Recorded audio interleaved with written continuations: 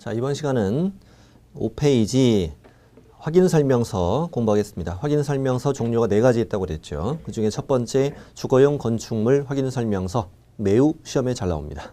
매년 나오죠. 매년. 먼저 맨 위에부터 볼게요. 주거용 건축물 확인 설명서. 확인 설명서 1번 서식이란 얘기고요. 단독주택을 중개할 거냐, 공동주택 중개할 거냐, 이렇게 표시하면서 하겠죠. 실제로.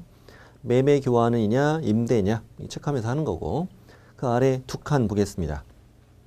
확인 설명 근거 자료 등이라고 돼 있는데, 그 안에 이제 각종 공부가 쭉 적혀 있어요.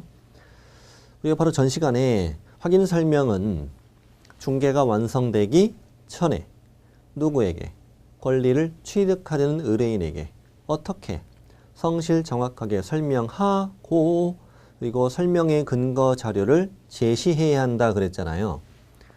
근데 생각해 보니까 정말로 근거 자료를 제시했는지 확인할 길이 없네. 행동으로 보여주는 거니까요. 그래서 정말로 근거 자료를 제시했는가 확인 설명서에다가 이렇게 표시하게 돼 있어요. 내가 이런 것들을 보여줬었다. 이렇게 보니까 등기권리증. 등기권리증은 왜 보여준 겁니까?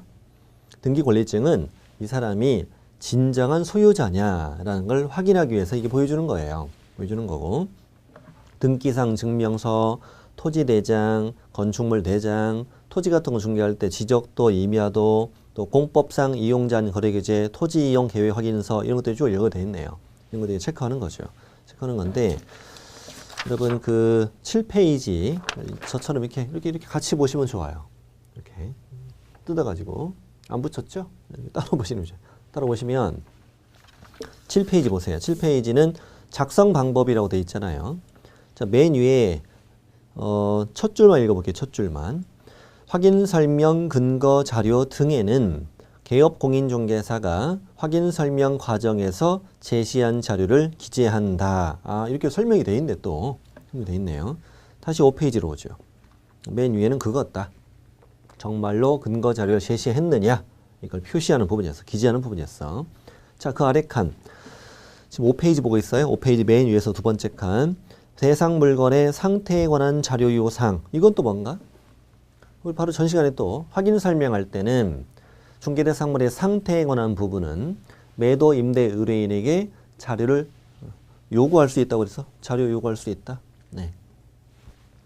그리고 자료 요구를 해서 자료를 제공받았으면은 제공받아서 그걸로 설명하면 되는 거죠. 근데 자료 위에 뭐 있으면 부르겠다라고 매수 임차 의뢰인에게 설명하고 확인 설명서에 기재해야 된다. 그래야 면책이 된다고 그랬잖아요. 그거죠. 그래서 대상 물건 상태에 관한 자료 사항은 내가 자료 요구했던 게 뭔지 적고, 자료를 제공받았으면 제공받았다고 적고, 부르겠으면 부르겠다고 적어야지.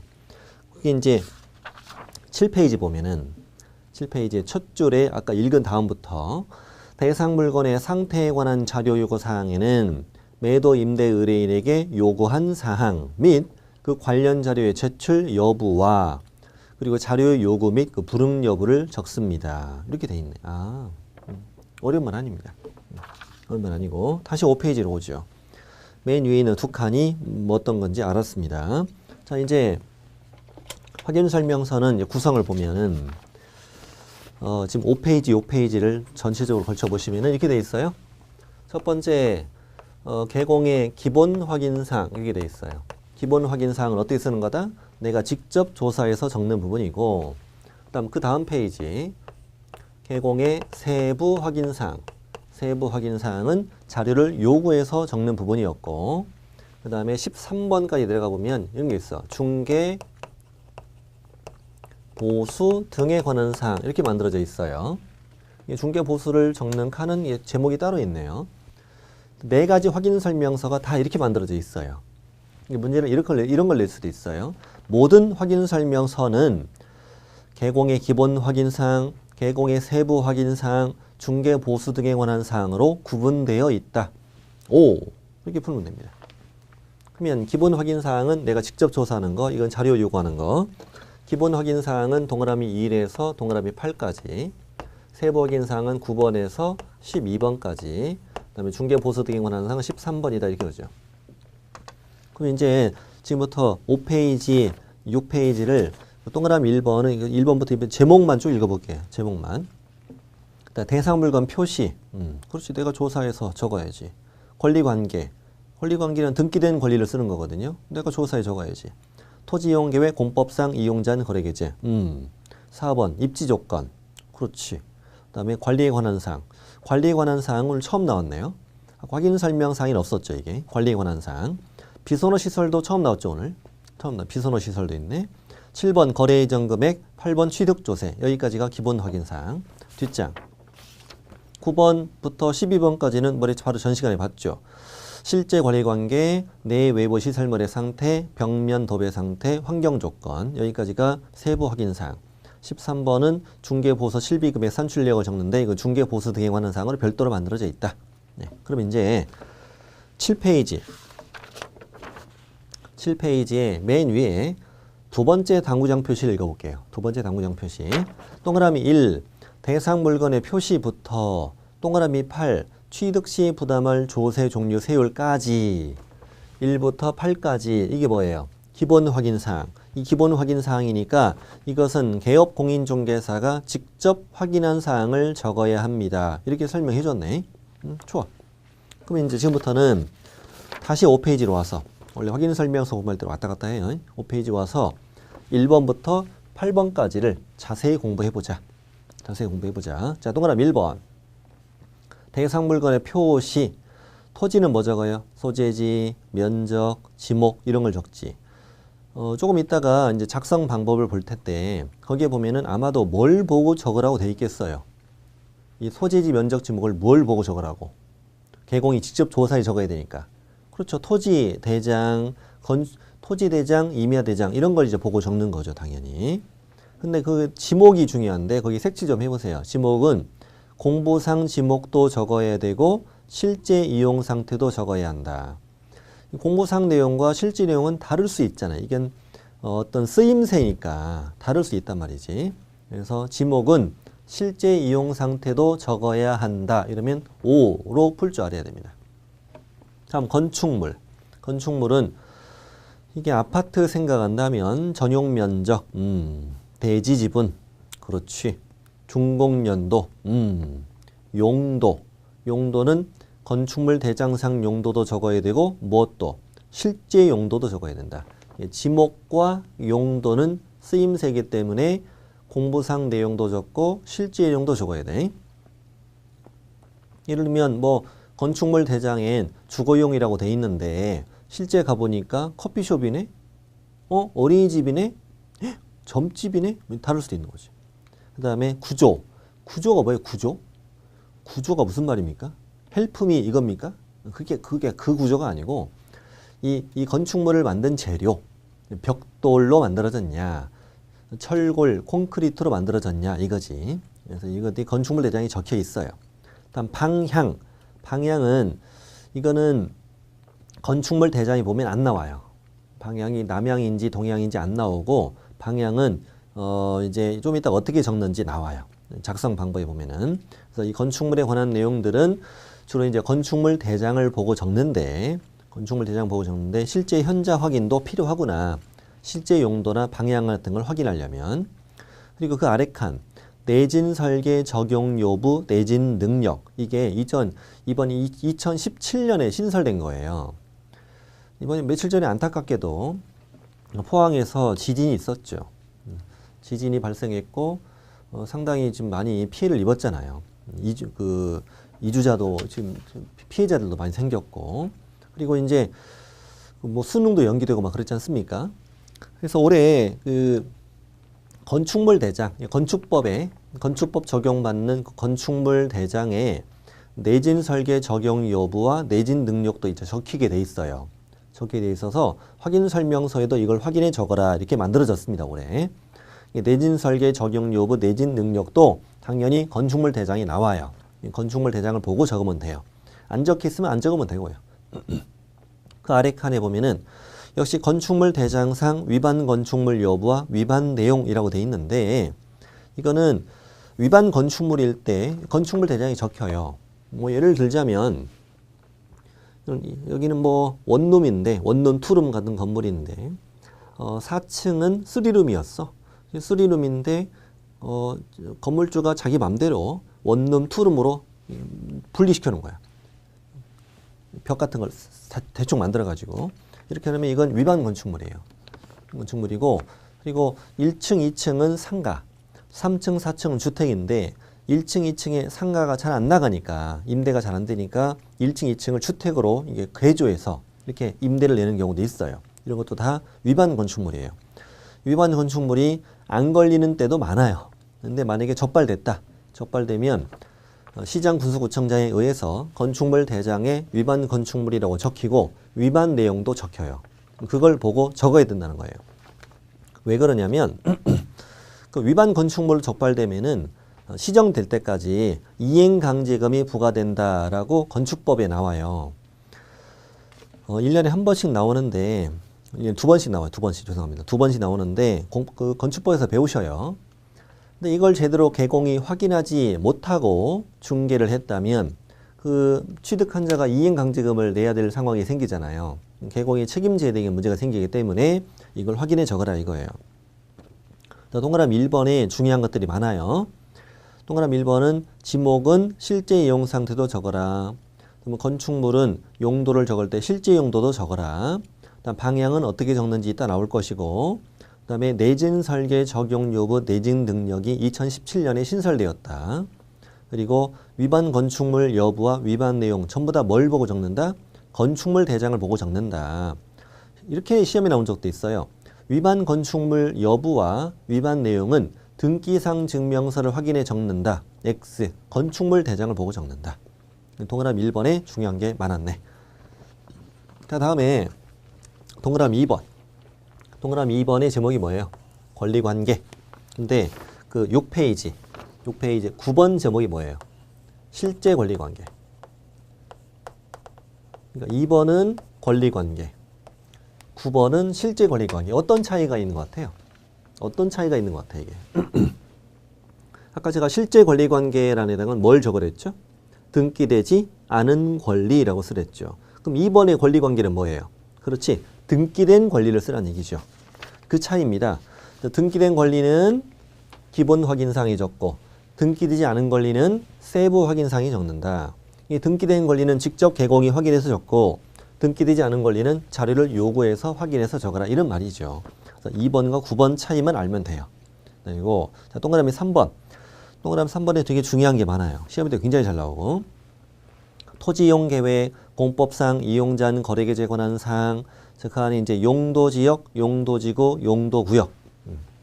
제가 이제 하는 대로 하셔야 돼요, 여러분. 자, 용도지역, 용도지구, 용도구역. 이것만 네모 딱 치세요. 테두리를. 용도지역, 지구, 구역. 이렇게 테두리 네모 치고요. 그 다음에 오른쪽 옆에다 쓰세요. 뭘 쓰냐면 토지 이용 계획 확인서 이렇게 쓰세요. 토지 이용 계획 확인서. 용도, 지역, 지구, 구역은 무엇을 보고 적는다? 토지 이용 계획 확인서를 보고 적는다. 이게 문제가 나오고요. 자, 이제 오른쪽에 보면은 건폐율 상한, 용적률 상한이라고 있죠. 여기도 이제 이렇게 테두리로 건폐율 상한, 용적률 상한. 건폐율, 용적률 상한은 뭐라고 적느냐면 시, 군, 조례 이렇게 씁니다. 가장 시험에 많이 나왔었습니다. 시군, 조례. 건폐율 상한, 용적률 상한은 시, 군, 조례를 보고 적는다. 여러분 공법 시간에 국토의 계획 및 이용에 관한 법률 배우시잖아요. 거기 이제 건폐율과 용적률은 각 시, 군, 도시관리계획, 도시군 관리계획, 도시군 관리계획의 입안 결정을 해서 만들어지는 것들이에요. 그래서 바로 그게 도시군 관리계획이 도시관리계획이 그 바로 조례입니다. 조례입니다. 자, 그렇습니다. 그 다음에 이제 건폐율 상한, 용적률 상한은 시, 군, 조례를 보고 적는다. 다시 왼쪽으로 오면은 다른 색깔로 하면 더 좋아요. 다른 색깔로 하면 이 용도지역, 용도지구, 용도구역 밑에 칸에 보면은 도시군 계획시설 있죠. 자, 도시군 계획시설 이만큼 있고요. 그다음 그 밑에 지구단위 계획구역, 그 밖에 도시군 관리계획 이만큼 있을 거예요. 그 밑에 테두리 이게 묶어요. 거예요. 도시군 계획시설, 지구단위 계획구역, 그 밖에 도시군 관리계획. 자, 됐습니다. 이만큼 묶고 뭐라고 쓰냐면 개공이 확인하여 기재. 개업공인중개사가 확인하여 적는다. 오 이렇게 풀면 돼요. 근데 좀 특이한 건 무엇을 확인하여 적느냐 이건 법에 안 써 있어요. 서식에 작성 방법이 안 적혀 있어요. 무엇을 확인해 적는지는 문제를 내는 사람도 문제를 푸는 사람도 몰라요. 모릅니다. 그냥 문제가 이렇게 나와요. 개공이 확인하여 적는다. 5. 도시군 계획시설, 지구단위 계획구역, 그 밖에 도시군 관리계획은 개공이 확인하여 적는다. 5. 이렇게 나와요. 다 오른쪽에 지금 토지거래 허가구역 있죠? 그 아래 칸 보면은 토지 투기지역, 주택 투기지역, 투기 과열지구, 그 밖에 이용자한 거래기재 이런 거 적혀 있잖아요. 나머지입니다. 나머지는 이제 토지 투기지역, 주택 투기지역, 투기 과열지구, 그 다음에 그 밖에 이용자한 거래기재 이만큼의 이제 나머지 것들은 이제 뭐라고 정리하면 좀 길어요. 공부에서 확인할 수 없는 것. 이렇게 적고, 공부에서 확인할 수 없다는 것은 아까 토지 이용 계획에서 이런 것들이 안 나온다는 거예요. 공부에서 확인할 수 없어. 이런 것들은 공부에 안 나오는데 이런 것들 어떻게 적느냐. 없는 것은 부동산 종합정보망 등을 확인한다. 이렇게 적으면 돼요. 일단 작성 방법에 그렇게 적혀 있어요.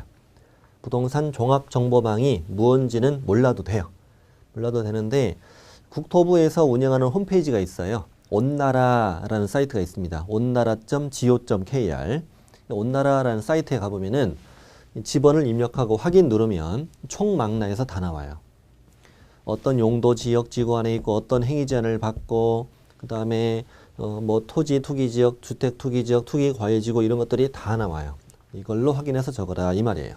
근데 이게 동그라미 3번은 이렇게 4개 부분으로 나누어서 공부를 해야 되고 매우 시험에 잘 나온다. 용도 지역, 용도 지구, 용도 구역은 토지 이용 계획 확인서, 건폐율 상한, 용적률 상한은 시, 군, 조례, 도시군 계획시설, 지구단위 계획구역, 그 밖에 도시군 관리계획은 개공이 확인하여 기재, 그 밖에 공부로 확인할 수 없는 사항은 부동산 종합정보망 등을 확인해 적는다. 이렇게 풀어요. 그리고 한 가지 더 적을 게 있는데 자, 동그라미 3번 제목 있죠. 동그라미 3번 왼쪽에다 뭐라고 적냐면 토지이용계획 공법상 이용자로 왼쪽에다가 임대차의 경우에는 생략할 수 있다. 이것도 굉장히 잘 나와요. 무슨 말이냐? 임대차를 중개했다면 안 적어도 된다는 말이에요. 3번 전체를. 왜냐하면 임차인에게 중요한 항목이다 아니다. 임차인들에게는 이게 중요한 항목이 아니죠. 여러분 생각해 보세요. 개공한테 사장님 전셋집 좀 구해주세요. 근데 저는요 제 2종 일반 주거지역에 꼭 살고 싶어요. 이렇게 얘기합니까? 개공이 그러죠. 공부하지. 공인중개사 공부하지? 이렇게 물어본단 말이죠. 말도 안 되는 거죠. 임차인이 그거 중요하지 않잖아요. 개공이 전셋집을 소개해줬어. 소개해줬더니 개공한테 저는요 용적률이 마음에 안 들어요. 이런 얘기 안 하잖아요. 말도 안 되는 얘기지. 저는 투기지역은 절대 싫어요. 한 번만 더 얘기하면 혼납니다. 그래서 이제 임대차의 경우는 이걸 다 생략할 수 있다. 그럼 문제는 어떻게 내냐 이렇게 냅니다. 임대차를 중개하는 경우 건폐율 상한, 용적률 상한을 시군 조례를 확인하여 반드시 기재한다. X.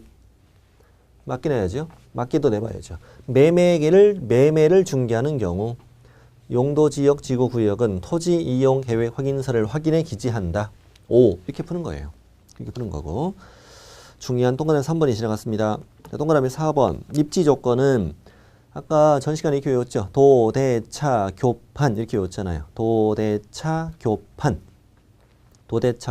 도는 도로와의 관계. 가까운 도로가 몇 미터짜리 도로냐. 접근성은 용이하냐 이거죠. 어디 IC까지 몇 분 뭐 이런 걸 적기도 하고 그래요.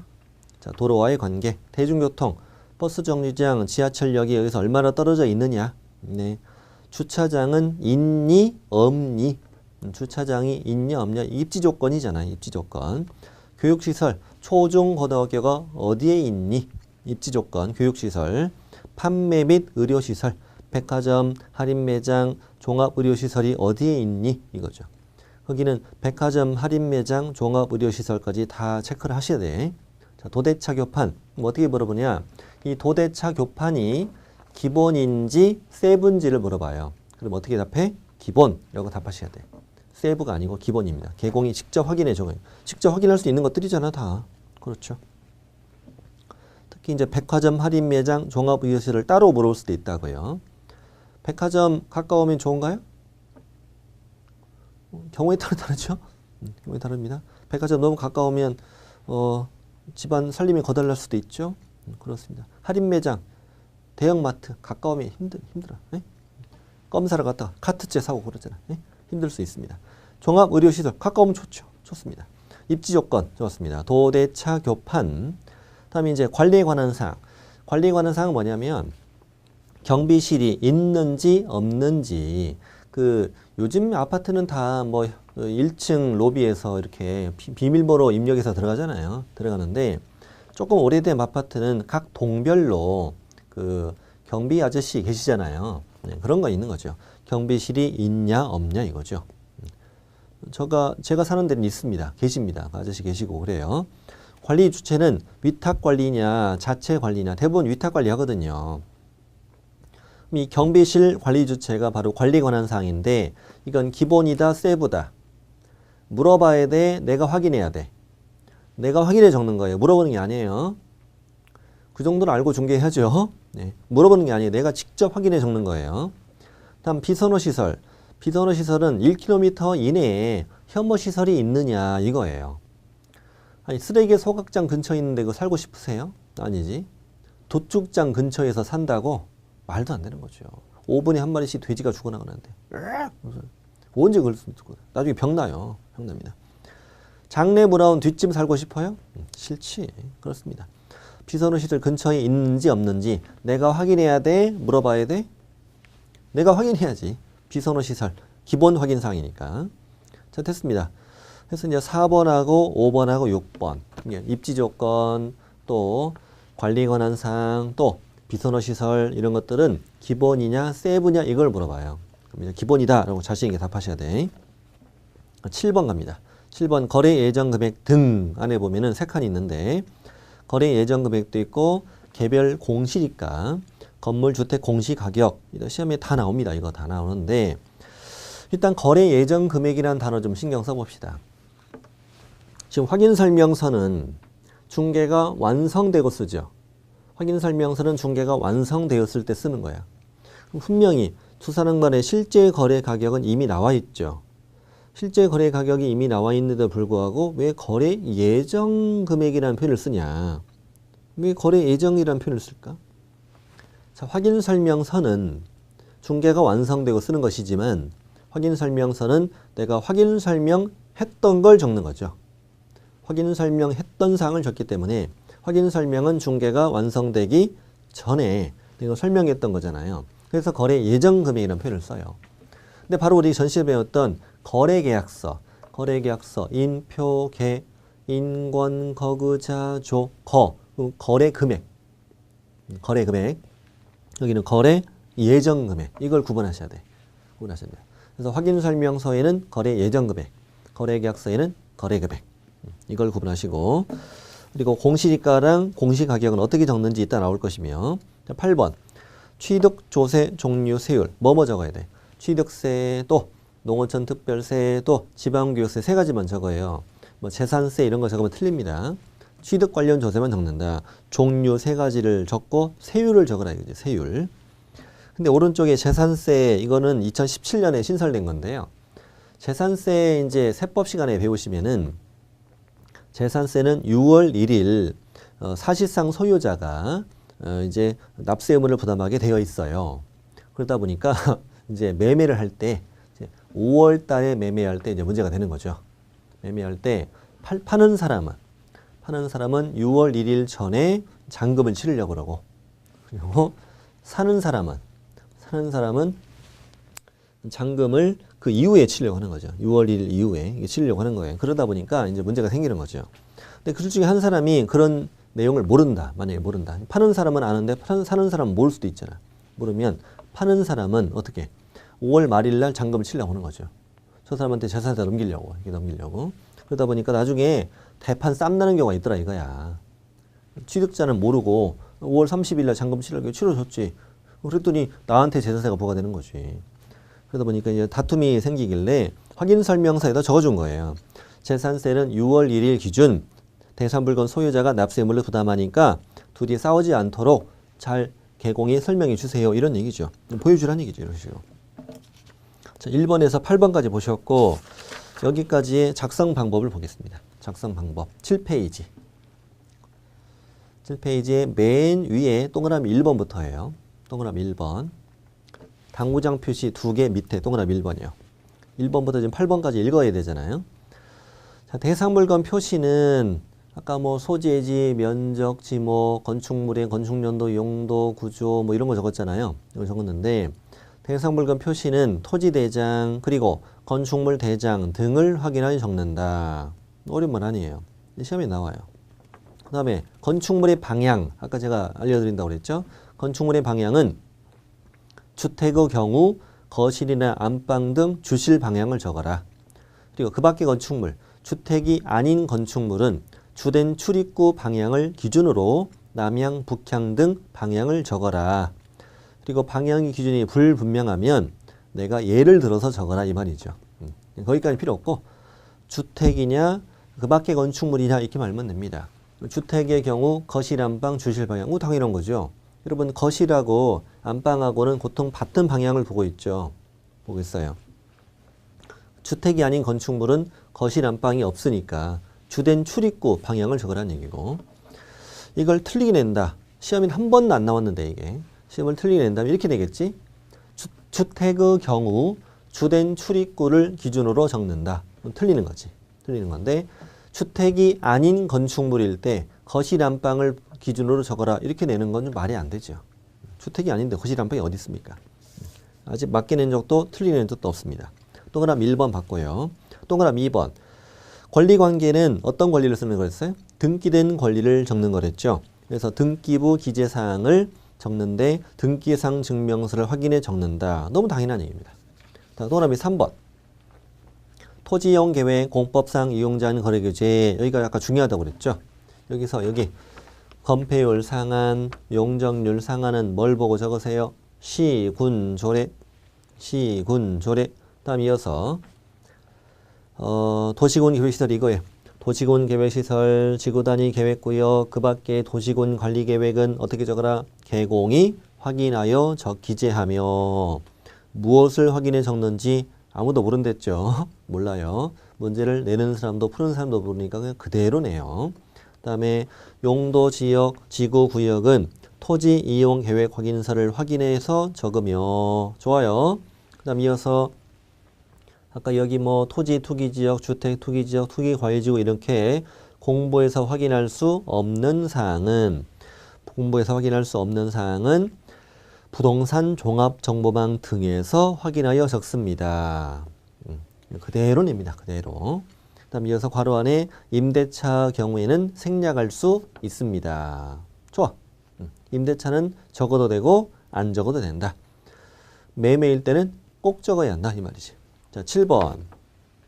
지금 7번으로 바로 뛰었어요. 그러면 1번, 2번, 3번, 4번, 5번, 6번은 지금 거기 작성 방법이 안 나와 있네. 4번은 뭐였죠? 입지 조건. 5번은 관리에 관한 사항. 6번은 비선호 시설. 이건데 이거에 대해서는 작성 방법이 안 나와 있어. 그럼 어떻게 적으라는 얘기죠? 기본인지 세분지만 알면 된다는 거죠. 그럼 이거는 개공이 확인해서 적어야 돼. 자료를 요구할 수 있는 거야. 어떻게 적어야 돼? 내가 직접 확인해 적어야 되지. 직접 확인해 적어야 됩니다. 그래서 개공이 직접 확인하여 적는다. 기본 확인 사항이다. 이것만 묻겠다는 얘기죠. 그것만 물어봐요. 자, 이제 7번. 거래 예정 금액 등 있었는데 그 거래 예정 금액 이것은 어떻게 적어라? 중개가 완성되기 전 거래 예정 금액을. 그렇죠. 아까 확인 설명했던 걸 적기 때문에 중개 완성되기 전이라고 표현하고 거래 예정 금액이라고 표현하죠. 그럼 이걸 틀리낼 땐 중개가 완성된 때의 거래 금액을 적는다. 그럼 틀려요. 완성된 때 거래 금액이 아니라 완성되기 전 거래 예정 금액. 이게 나와요. 계속 이어서 마찬가지예요. 개별 공시지가 건물주택 공시가격도 중개 완성되기 전 공시된 공시지가 공시가격을 적어라. 역시 완성되기 전. 다 완성되기 전이라고 표현하고 있으니까 뭐 너무 걱정 안 해도 돼요. 괄호 안에도 잘 나와요. 임대차의 경우에는 공시지가 공시가격은 생략할 수 있습니다. 뻔하죠. 임대차의 경우에도 적어야 한다. X 이렇게 내겠지. 다음 8번. 취득 시 부담할 조세 종류 세율도 어떻게 적어라? 완성되기 전 지방세법을 확인해서 적어라. 임대차는 뭐? 아예 제외다. 임대차도 적어야 한다라고 시험에 2번이나 나왔어요. 2번이나. 자, 여기까지가 기본 확인 사항의 작성 방법이었고, 이제 우리 프린트는 이제 어디로 가냐? 6페이지로 가야지. 6페이지. 6페이지에 세부 확인 사항 이쪽으로 들어가 있습니다. 세부 확인 사항과 이제 중개 보수 대행하는 사항 이쪽을 공부하시면 되는 거고요. 자, 9번. 실제 권리 관계 이건 뭐랬죠? 등기되지 않은 권리를 말한다고 그랬죠. 자료 요구할 수 있다. 내가 확인한다. 자료 요구하라고 그랬잖아. 자료 요구. 공시되지 않은 물건은 뭡니까 또? 공시되지 않은 물건? 대장이나 등기부에 안 나와 있다는 얘기예요. 공시가 돼 있지 않다고. 대장 등기부를 통해서는 알 수는 없어. 알 수는 없는데 그 주택에 부속된 고가의 물건이 있다. 예를 들면 저도 그렇지만 여러분도 그렇잖아요. 여러분의 그 앞마당에 보면은 정원수 있잖아요. 정원수 한 10그릇이 다 있잖아. 500년씩 된 거 있잖아요. 앞으로 우리끼리 어떻게 하냐면 있는 걸로 하는 거예요. 저 사실 없잖아. 저도 없는데 우리 이제 있는 걸로 하는 거예요. 있기로 하고 다시 우리 집 앞마당에 뭐가 있다고? 500년 된 정원수 10그릇이 다 있다고요. 그리고 우리 앞마당에 보면은 그 조각물 있잖아요. 조각물. 식구별로 조각물 하나씩 다 만들어져 있잖아요. 이런 것들은 대장이나 등기부로 공시가 돼 있지는 않다. 집을 팔고 갈 때 갖고 갈 거냐 아니면 두고 갈 거냐. 이거는 두 사람 간에 어떤 합의가 있어야 되잖아. 합의. 그 합의된 내용을 여기다 적는다는 거죠. 근데 개공이 상상해서 적을 수는 없잖아요. 그러니까 물어봐서 그 내용을 적어라 이 말이지. 지금 우리 세부 확인사항을 보고 있잖아요. 자, 9번은 그런 내용이었다. 조금 이따가 자세히 나옵니다. 10번. 내부, 외부 시설물의 상태. 자, 항목을 하나씩 눈에 다 익혀놔야 돼. 하나도 안 빼고. 그 항목들이 기본인지 세본지를 하나도 안 빼고 다 물어봐요. 다 물어봅니다. 자, 수도. 수도꼭지 파손된 거 있는지, 용수량, 물 잘 나오는지, 내가 가서 틀어봐, 물어봐. 아니, 언제 가서 이걸 틀어봐요. 물어봐야지. 물어봐. 그 다음에 전기, 공급이 잘 되는지, 그리고 뭐 콘센트 같은 거 껍데기 날라간 거 있는지 물어봐. 내가 가서 꽂아봐. 물어봐야지. 언제 이걸 가서 꽂아보냐고. 자, 취사용 가스. 취사용 가스는 도시가스냐 혹시 부탄가스인지도 모르잖아. 이런 거 물어볼 겨 가서 떼볼 겨. 물어봐야지. 언제 가서 라면 끓여봐. 에? 물어봐. 충분히 이해되죠? 자, 소방. 소방은 안에 단독 경보형 감지기. 이거 중요한 겁니다. 올해 2017년에 개정된 건데요. 그 단독 경보형 감지기가 뭐냐면 여러분 그 천장에 보면은 아파트 다 있습니다. 천장에 동그란 거 있죠. 동그란 거. 이런 걸 단독 경보형 감지기라고 해요. 이 단독 경보형 감지기는 소방법 이쪽에 적용되는 건데 이제 있냐 없냐 이거 적으라는 얘기고 개수 적으라는 얘기잖아요. 그 오른쪽에 당구장 표시 보세요. 당구장 표시 보면은 소방시설법에 정하는 주택용 소방시설을 적는 건데 아파트는 제외한 주택만 작성 이렇게 돼 있어요. 그럼 아파트는 왜 안 적어요? 아파트는 왜 안 적냐면 아파트는 원래 있거든요. 처음에 아파트를 만들 때부터 아파트는 의무적으로 무조건 설치하게 돼 있어요. 아파트는 적을 필요가 없고 그 밖에 나머지 건축물, 나머지 주택에, 단독주택이나 이런 데도 이제 단독경보형 감지기를 설치하게 돼 있단 말이에요. 이제 소방시설법에 의하면은.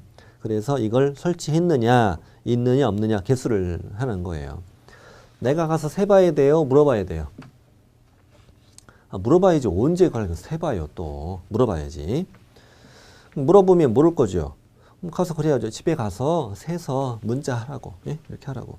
단독 공명 감지기 중요합니다. 그 다음에 난방 방식 연료 공급은 보일러.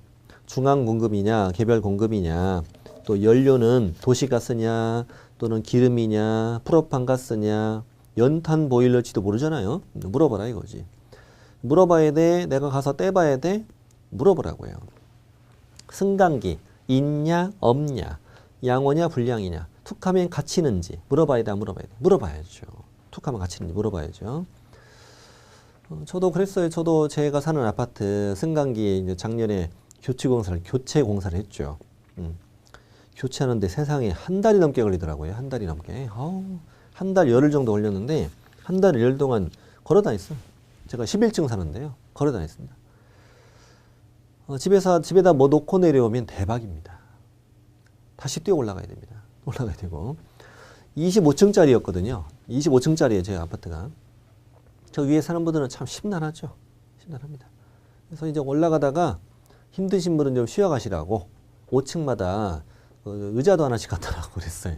갖다 놓고 그래서 힘들었죠. 위에 사시는 어르신들 있죠. 어르신들은 이제 다 지방에 있는 아들, 딸 집으로 다 한 달간 피신하셨고 이렇게 살았어, 우리. 이렇게 살았어. 참 힘들게 살았어요. 운동은 되더군요. 자, 승강기. 다음에 이제 배수, 물 잘 빠지냐 물어봐. 그 밖의 시설물이라고 써 있는데 그 밖의 시설물에는 뭘 적는지 이따가 나와요. 다음에 이제 11번 벽면 도배. 벽면 도배 벽에 균열이 있는지, 도배는 잘 돼 있는지, 깨끗한지, 더러운지 가서 물어봐야 돼. 가서 확인해 봐야 돼. 물어봐야지. 언제 이걸 가서 확인합니까? 물어봐야지. 일조량이 풍부한지, 보통인지, 불충분한지 어떻게 해야 돼? 그 집에 하루 종일 앉아 있어야 돼? 언제 하루 종일 앉아 있냐고 물어봐야지. 물어봅니다. 소음 진동은 밤이 중요하잖아. 밤에 시끄러운지, 위에서 애들이 굴르는지, 그날 날새 앉아 있다가 날 새는 게 아니라 물어봐 이거죠. 여기까지가 다 물어봅니다. 하나씩 다 읽은 이유 아시겠죠? 항목을 하나도 빼고 다 꼼꼼하게 물어본다고요. 예를 들면 이렇게 다음 중 세부 확인사항이 아닌 것은 이렇게 물어봐요. 세부 확인사항이 아닌 것은 자 1번 수도, 2번 단독 경보형 감지기, 3번 승강기, 4번 소음, 5번 주차장. 다음 몇 번? 주차장 어디 있어요? 아까 입지 조건에 도대차 교판 기본 확인 사항이잖아요. 이런 식의 내용을 물어본다고요. 자, 여기까지가 세부 확인 사항이고, 자 13번 중개 보수 실비 산출 내역은 중개 보수 등에 관한 사항으로 별도로 만들어져 있고요. 그리고 당구장 표시가 중요합니다. 당구장 표시 진한 글씨만 부가가치세는 별도로 부과될 수 있습니다. 이렇게 되어 있죠. 부가세는 뭐냐면요. 항상 받는 건 아니에요. 내가 1년 동안 이제 복비 벌잖아요. 매출이 4,800만 원 기준으로 해서 그 이하는 부가세 신고를 하지 않고 초과되면 부가세 신고를 합니다. 그럼 내가 부가세 신고를 안 한다면 부가세를 받을 필요가 없잖아요. 부가세 신고를 해야 되면 받으면 되는 거고, 내가 부가세를 신고해야 된다면 그때는 별도로 받을 수 있다. 이게 원래 받는 중개 보수에는 부가세가 포함이 안 돼 있는 거죠. 그래야 정상인 거죠. 안 받는 거고 내가 필요하면 별도로 받는다 이 말이지. 자, 그리고 이어서 그 아래 이제 연월일 밑에 보면은 매도인, 임대인, 매수인, 임차인, 당사자들은 그냥 사인만 해도 되고 도장 찍어도 되고요. 이런 걸 수령했다라는 걸 확인하는 거죠. 밑에 이제 개공하고 소공 보이는데 개공, 소공은 참여했던 자는 전부 다 서명 및 날인해야 되는 거죠. 자, 그럼 이제 7페이지 나머지를 읽어보겠습니다. 동그라미 9번. 나머지 읽고 이제 마무리합시다. 실제 권리관계, 공시되지 아니한 물건의 권리, 이 부분은 자료 요구가 됐잖아요. 그래서 어디가 중요하냐면 매도 임대 의뢰인이 고지한 사항, 이만큼이 중요해요. 자료 요구에서 매도 임대 의뢰인이 알려주는 대로 이 말이죠. 매도 임대 의뢰인이 고지한 사항을 적는다. 5 이렇게 풀면 돼요. 괄호 안에는 그냥 참고하면 돼요. 법정지상권, 유치권, 주임법에 따른 임대차, 조각물, 정원수 이런 걸 적으라 이거예요. 이런 걸 적고요. 그 아래는 지나가고 당구장 표시 가볼게요. 당구장 표시. 임대차 계약이 있는 경우 이 말은 임차인을 인수하는 매매가 이루어졌다. 매매가. 그 임차인에 대해서 보증금, 차임 이런 걸 적으라고 그랬잖아요. 그래서 임대차 계약이 있으면 보증금, 월 단위 차임의 계약 기간, 장기 수선 충당금 등의 처리 등을 확인해서 적어주어라 이 말이에요. 장기 수선 충당금은 소유자가 부담하게 돼 있잖아요. 도중에 주택이 매매되면 잔금을 기준으로 해서 그 전에는 그 전건은 전주인이 그 이후의 건 세주인이 부담하도록 교통정리를 해줘라 이 말이죠. 개공이. 근저당권이 있으면은 등기부로는 채권 최고액만 확인되니까 그것만 적어주라는 얘기입니다. 되게 중요한 겁니다. 이것도. 다음에 10번 내외부 시설물의 상태, 11번 벽면 도배 상태, 12번 환경 조건 여기까지는 매도 임대 의뢰인에게 자료를 요구해서 적어라. 세부니까. 다음에 10번에 아까 내외부 시설물의 상태에는 그 밖의 시설물이란 게 있었잖아요. 있어요. 10번의 맨 마지막 칸에 있어요. 그 밖의 시설물에는 뭘 적어라? 가정 자동화 시설을 적어라. 이런 건 시험에 잘 안 나와요. 그 밖의 시설물이기 때문에. 가정 자동화 시설, 뭐 홈 오토메이션 이거 써 있는데 별건 아니고 뭐 1층에서 손님 오면 액정에 얼굴 보고 이제 문 열어주는 거 있죠. 이런 것도 이제 가정 자동화 시설이고요. 뭐 주차장에 우리 집 차 들어오면은 뭐 연락 오는 것도 있고 신호가 오는 것도 있고 이런 거 다 가정 자동화 시설입니다. 보다 또 첨단으로 사는 분도 계시죠. 집 밖에서 휴대폰 연결해 집으로 연결해 가지고 불도 껐다 켰다 하고 보일러도 껐다 켰다 하고 이런 거 있잖아요. 이런 것들이 이제 가정 자동화 시설이다. 그다음에 13번 중개 보수는 이제 중개 보수 실비를 적는데 그 진한 글씨 말만 돼. 거래 예정 금액을 기준으로 계산해 적어라. 그렇지? 거래 예정 금액을 적게 되니까 거래 예정 금액 기준으로 계산해 적어라 이거예요. 자, 그리고 당구장 표시 마지막입니다. 공동 중개했다면 참여한 개공, 소공 전부 다 뭘 해라. 전부 다 서명 및 날인해라. 자, 이렇게 하시면 됩니다. 이렇게 해서 이제 주거용 건축물 확인 설명서를 아주 꼼꼼하게 공부를 했습니다. 이 정도 공부하시면 문제 다 풉니다. 이 정도면 다 풀고. 자, 오늘은 제가 여기까지 하려고 해요. 여기까지 하려고 하고 공인중개사 법령의 기초 이론은 여기까지 할 겁니다. 여기까지 할 거고 오늘 공인중개사 법령은 이런 거 공부했죠. 용어 공부하고 그다음에 교육제도 공부해봤고 자격 취득하는 시도지사 자격증 받았고 개공되는 절차 그다음에 의뢰인 만나서 헤어질 때까지 그 과정 이거 공부하셨고요.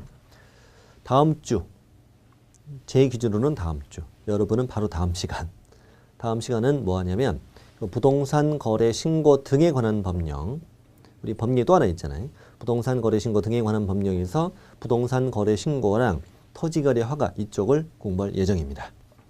다음 시간에 뵙겠습니다.